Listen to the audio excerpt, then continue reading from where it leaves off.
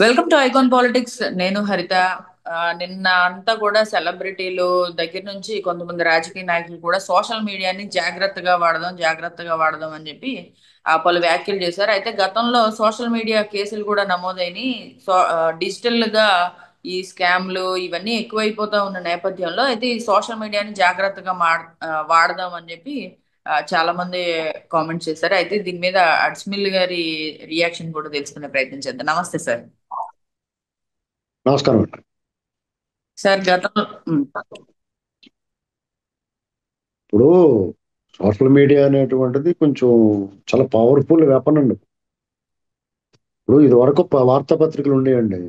పేపర్లో వచ్చేద్దరా బాబు అని భయపడిపోరు ఏదైనా రాజకీయ నాయకులు. అదేంటంటే ఇవాళ ఏదైనా జరిగితే ఆ విలేకరే చాలా నిబద్ధతగా ఉన్నవాడైతే అప్పుడు నిజంగా విలేకరుల ఆ జర్నలిస్టులు అందరూ అలా ఉండేవారు. వాళ్ళు కొరకరాని కొయ్యిల్లా ఉండేవారు వాళ్ళంతా. వాళ్ళకి ఆర్థికంగా ఇబ్బందులు ఉన్నా, గడ్డం మాసిపోయి ఉన్నా వాళ్ళు కూడా గెటప్ సినిమాల్లో కూడా అలా చూపించేవారు వాళ్ళని. ఆ లాల్చీ పైజామా వేసుకుని మెడలో సంచిదాలు ఇచ్చుకుని గడ్డం మాసిపోయి ఆ దొంగోళ్ళు రౌడీలు కొట్టేస్తుంటే తన్నులు తింటూ ఉండేవారు పాపం వాళ్ళు. అయినా సరే వాళ్ళు ప్రజలకు నిజం చెప్పడం కోసం వాళ్ళు పనిచేసేవారు పత్రికల్లో. తర్వాత తర్వాత కాలంతో పాటు వాళ్ళు మారారు. తర్వాత ఒక మాఫియా కింద తయారైపోయారు అందరూ. మీడియా కూడా పార్టీలుగా విడిపోయారు. లేకపోతే ఆ ఎలక్ట్రానిక్ మీడియా వచ్చిన తర్వాత ఆ, ఉమ్, మేము ఇప్పుడే బ్రేక్ తీసుకుంటున్నాం ఎక్కడికి వెళ్ళిపోకుండా ఇక్కడే ఉండండి అంటున్నారు. అయితే మనం వాళ్ళు బ్రేక్ తీసుకున్నప్పుడు కూడా మనం ఇంకోటి చూడనిచ్చలేదు. వాళ్ళు అక్కడే కూర్చొని చూడమంటున్నారు మనం. ఇలాంటివన్నీ రకరకాల ఎంత పోగళ్ళు వచ్చేసినాయి మీకు. ఈ ఎలక్ట్రానిక్ మీడియా వచ్చిన తర్వాత ఒక 20 ఏళ్ళు అవుతుంది. 2003లో బాగా విస్తృతంగా వచ్చింది ఈ వార్తా న్యూస్ ఛానల్స్ అన్ని మన తెలుగులో. తర్వాత వీళ్ళు పార్టీలుగా విడిపోయారు. పార్టీలు విడిపోయారు. ఎవరికి నచ్చకపోతే వాళ్ళ ఇప్పుడు వ్యాపారాల మీద కానీ రాజకీయాల మీద కానీ స్టింగ్ ఆపరేషన్లు రకరకాల ఆ, ఎంత లోపలికి ఇప్పుడు వంటగదిలో కూడా వెళ్ళిపోరు అందరికీ. రకరకాలుగా మీకు మనం వికృత చేష్టలు ఉన్నాయి. అలాగే కొన్ని సత్యాలని బయటికి తవ్వి తీసినవి ఉన్నాయి. చాలా పవర్ఫుల్ వెపన్ గా పనిచేసినవి ఉన్నాయి. అన్ని రకాలుగా అంటే దాని ఒక కత్తి ఉందండి. దాన్ని వాడే విధానంలో ఒకటి కూరగాయలు కోసుకోవచ్చు, పళ్ళు కోసుకోవచ్చు, పీకలు కోయొచ్చు. ఇలాగా రకరకాలుగా వాటిని ఆ, దాన్ని వాడే విధానం వాడిని బట్టి ఉంటుంది. దాని తర్వాత నెక్స్ట్ లెవెల్ ఏంటంటే సోషల్ మీడియా, సామాజిక మాధ్యమం. ఎలక్ట్రానిక్ మాధ్యమాల తర్వాత సామాజిక మాధ్యమాలు సోషల్ మీడియా వచ్చిన తర్వాత ఏమైందంటే ఇందులో కూడా మీ మీ అభిప్రాయాలని స్వేచ్ఛగా ఇప్పుడు సపోజ్ నేను ఉన్నాను అనుకోండి. నేను ఒక 30-40 ఏళ్ల క్రితం నేను ఏదైనా రాసి పత్రికలు పంపిస్తే వాళ్ళు వెంటనే నేను పోస్ట్ డబ్బాలో వేసి ఇంటికి వచ్చే లోపల మా ఇంటికి వచ్చేసి వెనక్కి మళ్ళీ నాది ఒక పత్రిక రాసి పంపించాను అనుకోండి 40 ఏళ్ల క్రితం ఒక కథ. అది ఏం చేసి వాళ్ళు నేను వెంటనే పంపించేసుకున్నాను వెనకలే. ఇది వద్దండి బాబు మీరు వద్దంటున్నారండి అని. అలాంటిది ఇప్పుడు సోషల్ మీడియా ఫేస్బుక్లు ఇలాంటివి రకరకాలు వచ్చినాయి కదా. అందులో మన వికారం అంతా రాసేస్తున్నాం. అది చచ్చినట్టు వాళ్ళు నచ్చిన వాళ్ళు చూస్తున్నారు, నచ్చిన వాళ్ళు మానేసినా కానీ మొత్తం అయితే పబ్లిష్ అయిపోతుంది కదా. ఇలాంటి వెసులుబాటు ఒకటి వచ్చింది. దానివల్ల ప్రయోజనం. అలాగే అనేక సామాజిక అంశాల్లో కొన్ని చాలా మంచి పనులు ప్రపంచం దృష్టికి తీసుకురావడానికి కొన్ని చాలా అవకాశాలు ఉన్నాయి. అట్ ది సేమ్ టైం చాలా వికృత చేష్టలు, వికృత పోకడలు, జుగుప్సాకరమైన సన్నివేశాలు మనం అసలు చూడకూడదు, చూడలేమనుకునేటువంటి దృశ్యాలను కూడా చూడాల్సి రావటం ఒక దురదృష్టకరం. దీంతో పాటు వ్యక్తిత్వ హననం, అవతల వ్యక్తులను కించపరచడం, మనకు సంబంధం లేకపోయినా ఉట్టి పుణ్యాన్ని కామెంట్ చేయటం, మన తాలూకా నోటి దురద తీర్చుకోవటం, ఇలాంటి రకరకాలు. అసలు ఇప్పుడు మీరు ఏదో ఒక చిన్న రీల్ చేసుకుంటాం, లేకపోతే ఒక ఫోటో పెట్టుకుంటాం, లేకపోతే మీ మంచి ఆనందపరమైన క్షణాలని ఇతరులతో పంచుకుంటాం అనేటువంటి చేస్తే ఒక స్త్రీలు కానీ పురుషులు కానీ ఎవరైనా పెద్దలు కానీ పిల్లలు కానీ దాని మీద విపరీత వ్యాఖ్యానాలు చేయటం, ఇలాగా చాలా జుగుప్సాకరంగా కొంతమంది వ్యవహరిస్తున్నారు. ఇది కొంచెం మనస్క్లేశాన్ని మనస్తాపాన్ని కలిగించే, చాలా మంది బాధపడుతూ ఉంటారు. కొంచెం ఆత్మహత్యలు కూడా చేసుకున్న వాళ్ళు ఉన్నారు. మీకు ప్రైవేట్ వాళ్ళ వ్యక్తిగత జీవితాలని పబ్లిక్ చేసేసారు ఉద్దేశపూర్వకంగా. చాలా మంది, కొంతమంది వాళ్ళే బయట పెట్టుకుంటారు, కొంతమంది ఇలా బయట పెడతా ఉంటారు. సామాజిక మాధ్యమాల వల్ల ఈ ప్రపంచం మన గుప్పిట్లోకి వచ్చేసిన క్షణాల్లో గ్లోబ్ అంతా తిరిగేస్తుంది. ఏదైనా వార్త వైరల్ అయిపోయిందంటే ఇక అది లక్షలాది మంది, కోట్లాది మంది వీక్షిస్తారు. భాషతో సంబంధం లేకుండా, దేశాలతో సంబంధం, సప్త సముద్రాల అవతల కూడా మన వ్యవహారం బయటకు వచ్చింది. దీన్ని కొంచెం పరిమితంగా మనల్ని మనమే కంట్రోల్ చేసుకోవాలండి. ఇక దాన్ని సోషల్ మీడియాని కంట్రోల్ చేసి కూడా ఎవడు ఉండడు. ఎవడికాడే స్వీయ పరిమితులు విధించుకోవాలి. ఎవరికాళ్ళే కంట్రోల్ చేసుకోవాల్సిందే.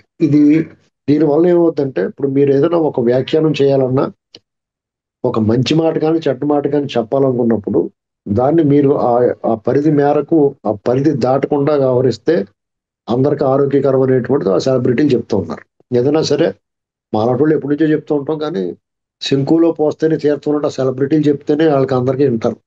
వాళ్ళ ఓటం, వాళ్ళ ప్రవర్తన బయట ఎలాగ ఉన్నా కానీ వాళ్ళు చెప్తే ఓహో వీళ్ళు చెప్పారా బాబు అన్నట్టుగా వాళ్ళు చెప్తే వింటారు అనుకుంటారు. వాళ్ళు చెప్పినా వింటారు. నీకు పిచ్చోడికి ఎవడు చెప్తే ఏంటి, పిచ్చోడితో మాట్లాడుతున్నాం అనుకుంటే ముందు నవ్వుతాడు కదా, దగ్గరికి వెళ్తే కొరుతాడు. దాని చేత ఇలాంటి చేష్టలు అన్నీ ఉంటాయండి. ఏమైనా ఒక మంచి పరిణామం.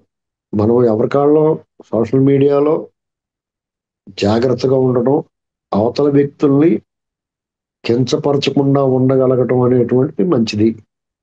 కానీ కొంతమంది బుద్ధి ఎలా ఉంటదంటే, వాళ్ళకి ఏమి సంబంధం లేకపోయినా సపోజు ఒక సీనియర్ ఆర్టిస్టు, సినీ సెలబ్రిటీలు లేకపోతే సామాజిక మాధ్యమాల్లో కొంచెం యాక్టివ్‌గా ఉండేవాళ్ళు, రీల్స్ అయి చేస్తున్న వాళ్ళు ఏదో సరదా కోసమో లేకపోతే డబ్బులు సంపాదన కోసమో చేస్తూ ఉంటారు.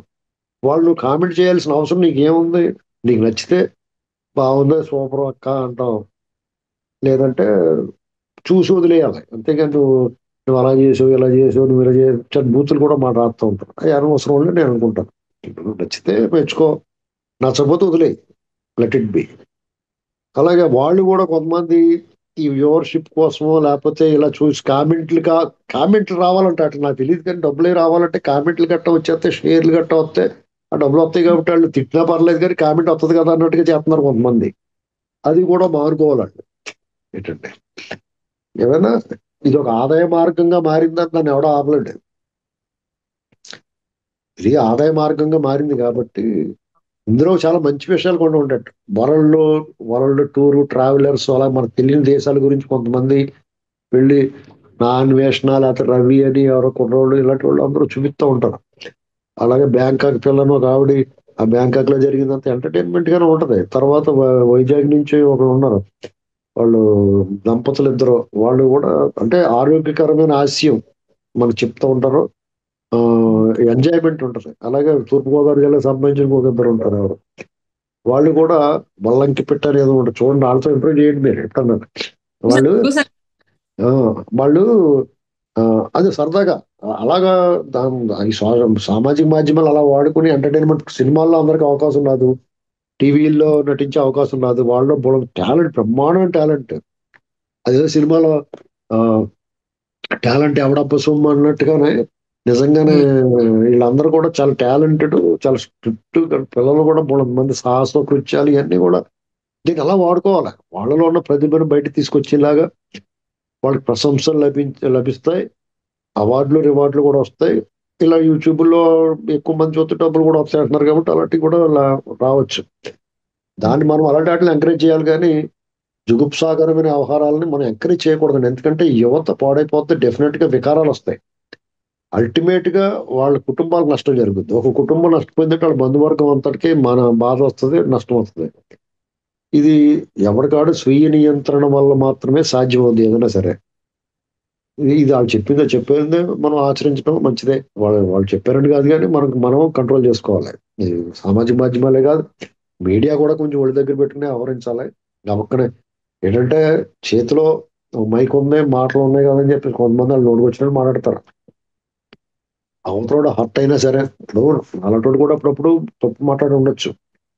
అది అవతలోడు నేనైతే అవతలోడు చాలా దుర్మార్గుడైతే తప్ప నేను ఆళ్ళ మీద కఠినంగా మాట్లాడనండి. అది కూడా నేను మాట్లాడకూడదని నిర్ణయించుకున్నాను కొంత సంవత్సరాలు. ఎందుకంటే ఆళ్ళాళ్ళు బానే ఉంటారు. మనకెందుకురా బాబు అని. కందకలేని దురద కత్తిపీటకి ఎందుకురా బాబు అని నేను కూడా పైన కింద మూసుకు కూర్చుందాం అని చెప్పేసి అనుకుంటున్నాను నేను. ఎందుకంటే ఎందుకు బాధ పెట్టాలి ఎవరినన్నా మనం? ఇప్పుడు మన అభిప్రాయం మనం చెప్పుకోవడంలో తప్పు లేదు. దాన్ని ఇంకొకళ్ళు ఎవరో మెచ్చుకుంటారో వాళ్ళందరి బాధ మన బాధగా తీసుకొని మనం మాట్లాడటం అనేటువంటిది కరెక్ట్ కాదేమో అనిపిస్తుంది. ఎందుకంటే అది రకరకాల కారణాలున్నాయి దానికి. ఏదైనా సామాజిక మాధ్యమాలను సద్వినియోగం చేసుకోవడం వల్ల అందరికి ఉపయోగం ఉంటది. దాన్ని దుర్వినియోగం చేస్తే చాలా మంది బాధపడతారు. ఆ ఉసురు మనకు అనవసరం అని చెప్పేసి అంటాం. Right sir. దీని మీద మీ అభిప్రాయాన్ని తెలియజేసినందుకు థ్యాంక్ యూ సార్. తిరిగి మరొక అంశంతో మళ్ళీ కలుద్దాం సార్. Thank you.